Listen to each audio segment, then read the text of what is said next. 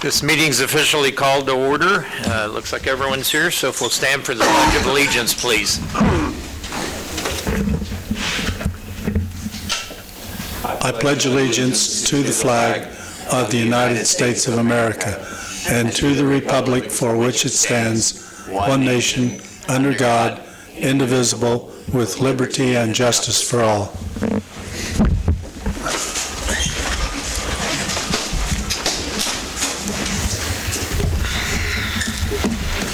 Hope everyone's had a chance to review their packet. We need approval of the agenda if there's no comments or changes. I'd like to make a change to the agenda.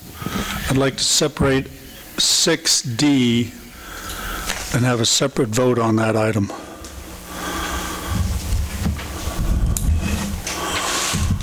Anybody, any comments? I'll second the motion. Otherwise, I approve the agenda. Motion and a second. All in favor? Aye. Aye. Opposed? Okay, D will be a separate item.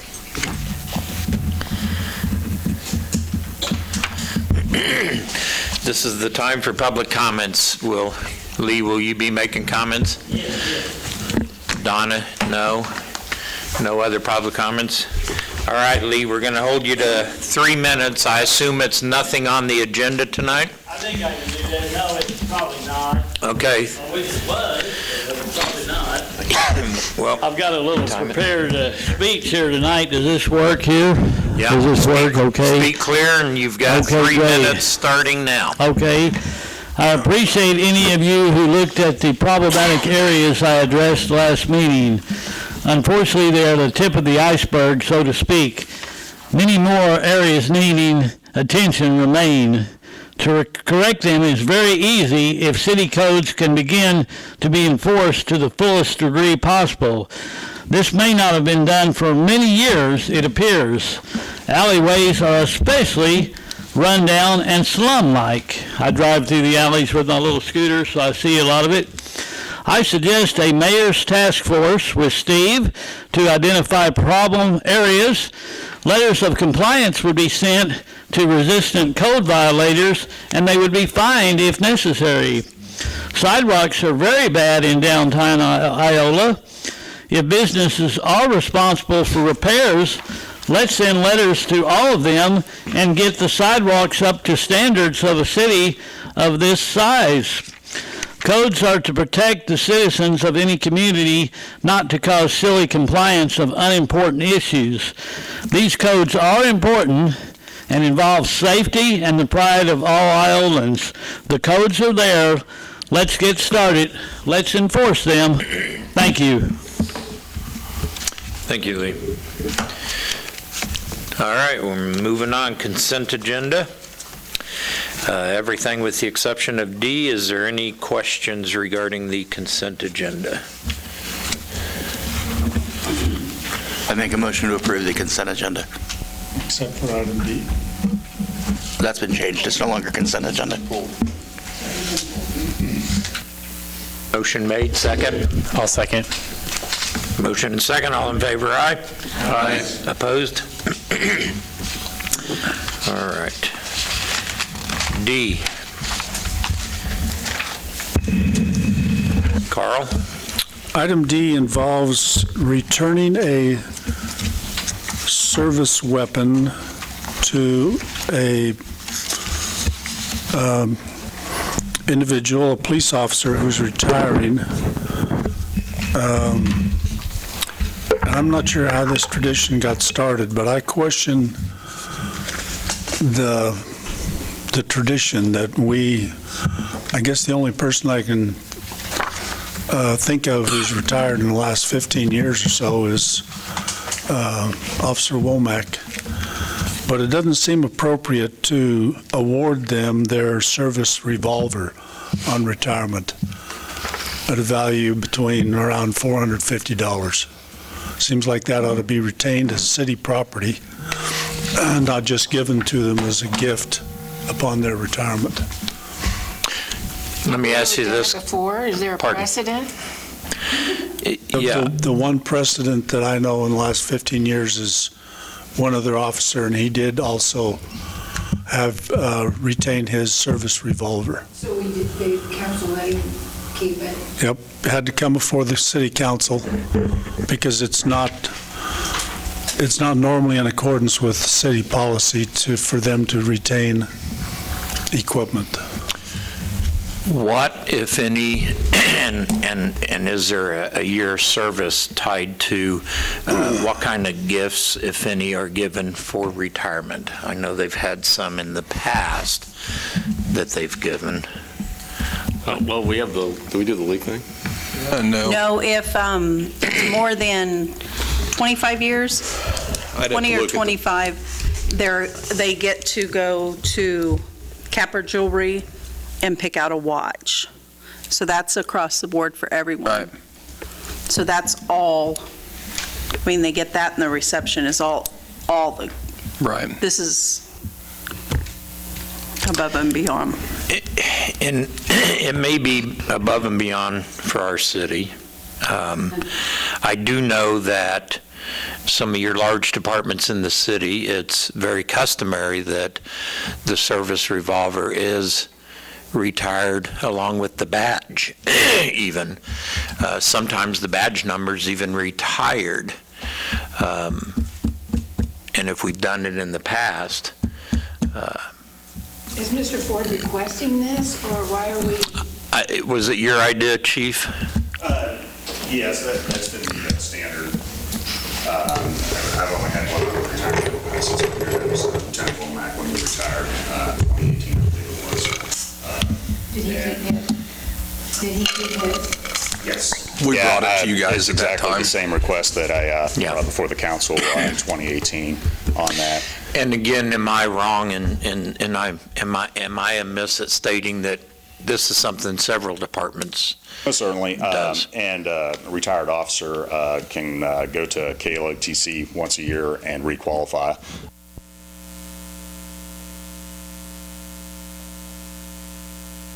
How many years has Mike served?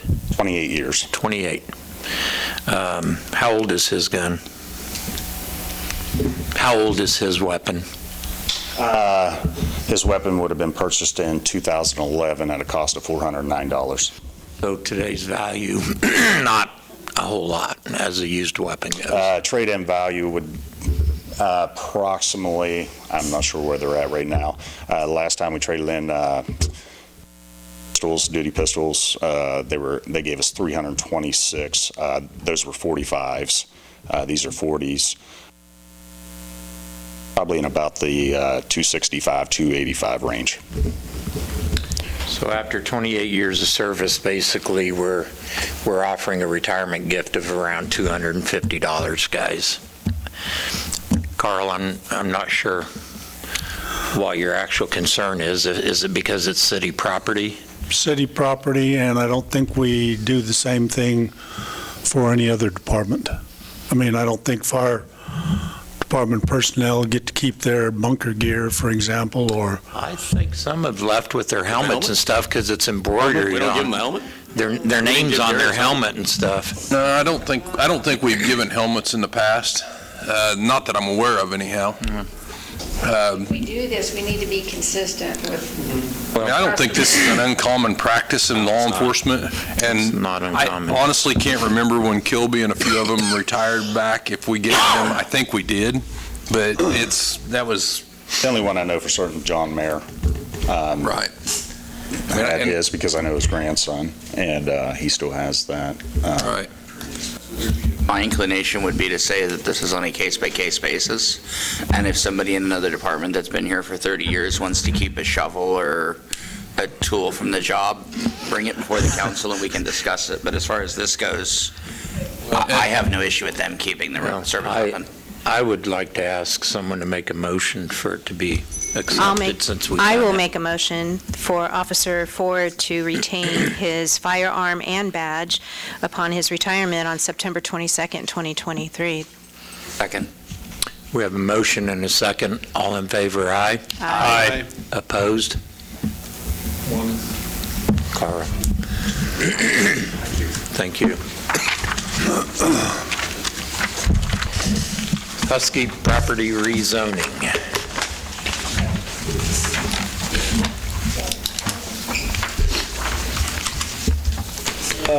On the recently annexed property,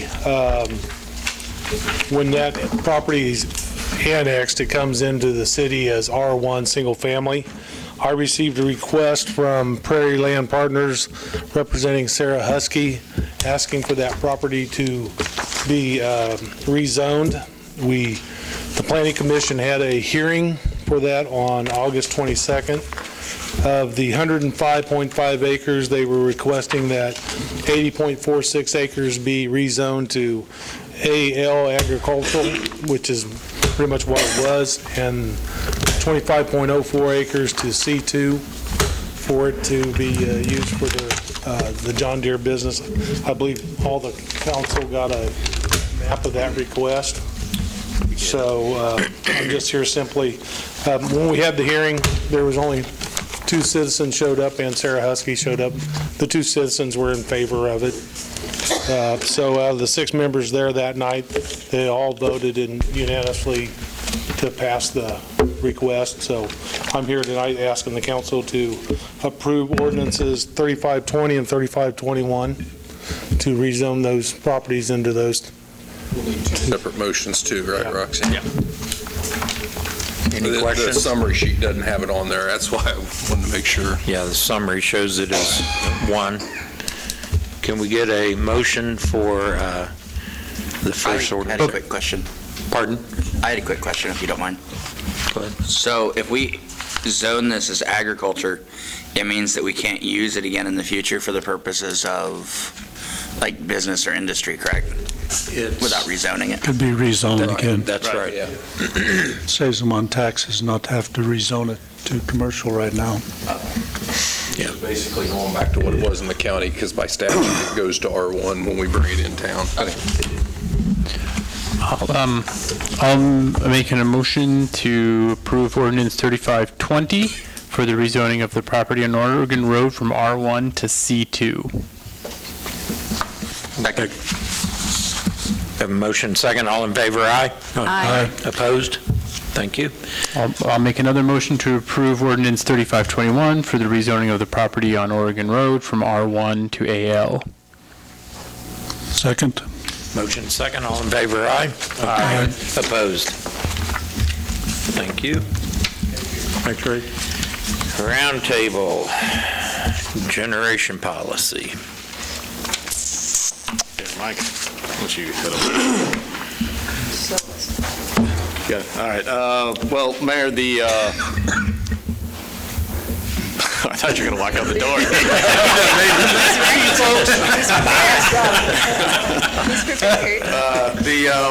Well, Mayor, we have I can go through the spiel, or actually what's in the agenda item explanation is the policy itself. This is also something that we've been talking about doing for a while now. We've just been trying to finish up all of the details of it. Let's see, myself, Corey, and Mike worked on it. We got some input from KMEA and KMU. In a nutshell, anyone that establishes parallel generation, and that can be any kind, that can be solar on the house, solar in the yard, or in probably very rare circumstances, a wind turbine. There's some zoning regs that go into that. So any parallel generation system that can be sized out at no larger than 4% of their highest month of the previous year's consumption. And we have that information at City Hall, and that's information we can easily get. So they can size it at 4% of their highest consumption. Any energy that comes back to our system that the property owners don't consume themselves, that we credit it, and notice the word credit, we credit it at 150% of our system average wholesale cost. And that's a mouthful. It basically boils down to last month we bought it at 3.8 cents. So if anyone was producing last month, they'd get a credit back of 5.7 cents. Now, we don't put a credit on the next month's bill. We roll it for a year, and then at the end of 12 months, we put a credit on their bill at that point. And that's pretty much the policy itself. The application process is in there as well. That is awfully detailed, and that's why it goes through codes, it goes through Mike, it's going to go through Jim as well, it's going to go through admin. We're going to have a section on it. And do we have that in there? Yeah, we did. So you guys have that application as well. We have a number of houses and a couple businesses in town that have rooftop solar. And eventually, state statute is going to require cities do this. When I got here, I was surprised to find out that we didn't have the policy, so it's something we've been working on. And it's just been, it's very detailed work to be done, but the policy itself is pretty generic. What we have presented before you is state statute. 4% is state statute, under 50% is state statute. So any changes you would want to make to it would be lowering those two numbers. Question, Matt, that power that somebody might push back into our system, are we actually forwarding that back out onto the grid ourselves? So yes, it kind of balances out for us? Yeah. Right. So in the end, there's we no end real up cost selling to it us. back, yeah. That's why in a perfect world, people would size the system to cover their needs. We had one person do this when I was in Seneca and made it a big point to say, I don't want to give the city any power. So the sizing of it is important. Yep. When I look at this, so I don't know if I'm reading this right, but you can only size the unit to 4% if they're peak use in a month? Yes. That seems like infinitesimally small if you're going to build out solar. Am I thinking about that wrong? Like, if I'm using 100 kilowatt hours, I can only build a 4 kilowatt hour system? It would be, generally, they figure they're going to be anywhere from 6, 8, 10 would be the max kilowatt hours you can put on a rooftop. That's about going to equal your monthly bill. That'd be equivalent to the same size as a generator if you wanted a Generac standalone at your house for emergency power. It's equivalent to that right there. I mean, it's the norm, pretty much. This is pretty, the ordinance we're putting in front of you is pretty standard across at least with the munis that we have. I mean, we built this thing right off of, between Seneca and Chanutes. Mike kind of merged them together. Okay. So it's I just want to make sure, like, we're not going to, I mean, that 4% number seems really low, and maybe I'm just not understanding it. Well, 4% above their peak load should be able to cover their peak loads. You assume the peak load's probably in July or August. So you size it on top of that, it should be able to cover their load for the rest of the year. And then if you don't put a cap on the size, people can gain. So it's not, it's peak peak plus 4%, not 4% of peak as it's written here. Right, yeah. We're not taking 0.04 times that, it's 1.04. Yeah, I didn't know. Okay, that makes a lot more sense. Yeah, they can build it 4% over what their peak. Okay, because otherwise, I see, we could have worded that doing differently. If there's any confusion, it'd be the peak times 1.04. And like I said, munis aren't required to do anything yet, but we're getting ready to. The state's going to come down on us at some point. 4% over peak. Right. Okay.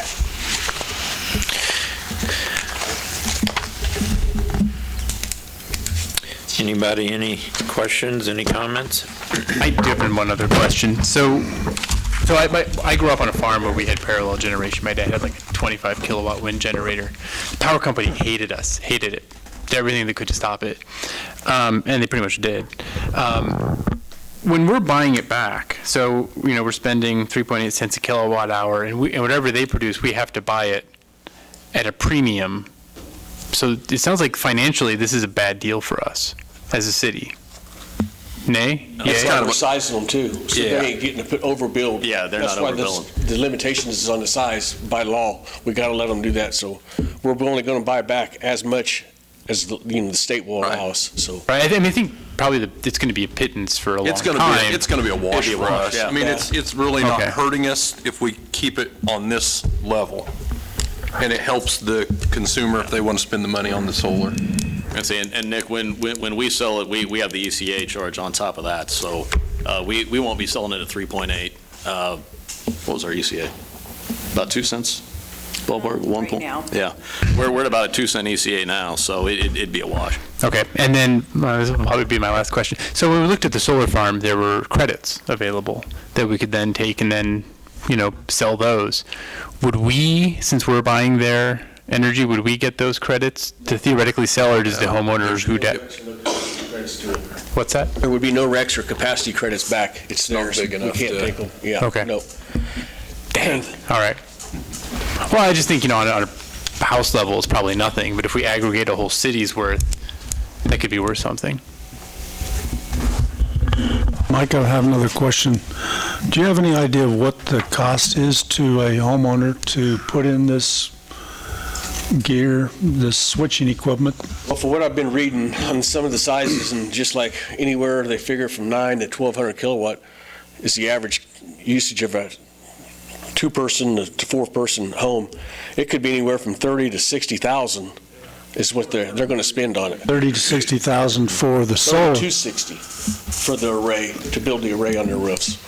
But I'm talking about the switching equipment that allows them It's to, included in the array. that's it, included in it. So, Yes. but they don't have to have that if they just generate for themselves? No, we have to They're have connected it. to our grid. They got to have a disconnect switch, cutting them free from us, so if there's any accidents, we don't send juice back out. That way our linemen are out working if on an outage and our power's down. Okay, so if they have the solar on their roof and they're generating from this, for themselves and are also connected to our grid, then they have to have that. Transfer switch will kick them off Transfer us, and switch. they'll just be isolated on an island to themselves. They will be not sending no Okay. power back to our grid. There won't be an occasion where they don't have power from us, because the solar's not going to generate at night or on cloudy days, so. Reading it, most of the time, the ones that they put on residential houses in our area codes that we're in, they're only good for 4 to 6 hours a day is your maximum output. So it's not like you're going to get it from 7 o'clock till 7 o'clock. They just don't track it, they don't follow it. They're on houses with trees around it, so they're saying you're only going to get, like, say, 4 to 6 hours of output for a residential solar array anyway, so it's going to be very minimal. Thank you. Something I looked into is General Motors advertising on their electric vehicles, they're going to have a V2G, which is a vehicle to grid charger, to where once you get your vehicle charged, if you lose power, you flick the switch back and it will charge your house.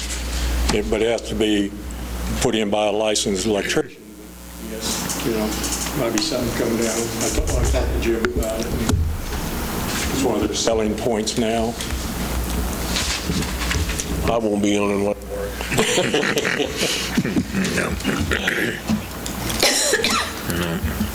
Any other questions? Thank you. Thank you. You too. All right. Looks like we're ready for council reports. Consent agenda the next meeting then? What's that? So would I put this on the consent agenda next meeting, or any You guys further are all discussion? good with it, we'll put it on the consent agenda. Yeah, We'll do it. Pretty cut and dry. All right, Nick, we'll start with you. Carl? What do we need to have or do before we put the EV charging station back on the agenda? But we're not going to get any money from the state, so we can, we're reviewing the BIL stuff. There's some EV charging in there. And I'm not aware of any other state money, so it'd probably be something we look into it privately, which is something that was already been done by the council, and it didn't make any financial sense at the time, so. Do we have to have any additional information to bring back the same item that we had before regarding Mr. Porter? An option similar to that, revised, whatever the staff feels like we can support?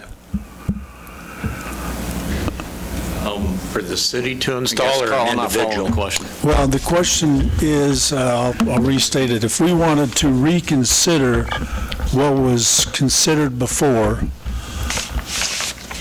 can we just request that that be put back on the agenda, or does it have to be changed in some way? Seems like a waste of time. Well, it was, listen, I mean, he can come back and ask again if he wants, but the message was pretty clear that that's not something that you all wanted to allow in the right-of-way. So, and I have no intention of bringing it back, but I'm also not the one asking the question. So really, to make it, Carl, it seems to me that if you were to ask the consensus is more along the lines of it'd be more feasible to look at our own 24-hour parking lots around the square and install them ourselves. Am I wrong? That's kind of the consensus I received from the council. I wasn't here for that meeting, but I'm just thinking we've got this as a deferred item here. Yes. And I think that that's kind of where we probably would be going as a city. So what would it take to develop something to allow businesses to contribute toward such an effort, and then not have the city foot so much of the bill? I mean, because we did have an unusual situation here where one business owner was willing to pay for the cost, but we didn't have a policy, or we still don't have a policy to allow that. That's kind of where I'd question how willing some business owners are going to be to pay to have. Are you willing to pay to have that done? We have the BIL. We can. Mark is willing to do some research, and he's done some research before about companies that may be willing to donate to cities or something, but he's willing to take on and research, and then the consensus would be we have a 24-hour parking by the Elks, over by the Bob Johnson's office, behind Flynn Appliances, the library parking lot. I've got some cost I can share with you, Mark. Back when we were looking at doing it on the square, and we also had an alternative site of the one by the old chamber building. Now, those costs aren't obviously up to date, but it gives you a ballpark of what we were looking at back, gosh. General Motors still have their program, but here 6 months ago, they give a charger to a municipality if they could put their dealership, advertisement logo on it. Yeah. And it was up to you to, install it and maintain it. But they would give you the charge level 2. And then who gets the revenue off of it? Some of them don't even charge. I mean, you can set it up both ways. Yeah. So I was just thinking it'd be nice if we could review that and come up with a policy that would fit our needs for the future, and give the business owners that would benefit from it an opportunity to contribute if we could come up with some idea of what would be feasible for the city. Or advertising. This charger is sponsored by Flynn Appliance. Well, yeah, I mean, we do that at advertising at ball fields. I mean, we could come up with some plan that might give them an incentive, so we don't have to fund the whole thing ourselves. There's a company out of, it's either Oklahoma or Missouri. I know they've got one in Missouri. They will help install it and operate it for you, so long as they get the revenue off of it. But they will buy the electric from you, from the city, Well, I'd say at this time that since Mark's willing to do some research, we'll let him gather some data and get with Matt and Corey to get it back on the agenda for discussion. That's all I have. Thank you. I have nothing. Mark? Yeah. Tomorrow is the celebration for Allen Community College's centennial. It starts off at 11:15 in the Student Center and ends at 1 o'clock with a proclamation by Lieutenant Governor David Toland. So it looks like there's a decent amount of stuff planned from 11:15 to 1 p.m. tomorrow. All are welcome to come. Yeah. That's all I have right now. Joel? Nothing tonight, sir. Kim? The only thing is congratulating our 4 listed for our anniversaries. But Mark, I I had this note, you probably already know, but Neosho, Missouri, they had EV charging stations. Yes, it was a grant. Yes, they're in Missouri, but because of the proximity to Highway 48. So I don't know if they would be a good contact for you to get into some information. But I do agree with Carl. Something needs to be done, but I'd rather see it done not on a private citizen aspect of it, the right-of-way. I was not for that myself, but something needs to be. Company I was reading up on was, I think it was Green Electric or Green something, but they were wanting to place a EV charger every 50 miles along the road, and they had some in Oklahoma, and they were starting in Missouri. Yeah, so I mean, I think I saw that a few weeks ago in a news report, so. And other than that, I'm done.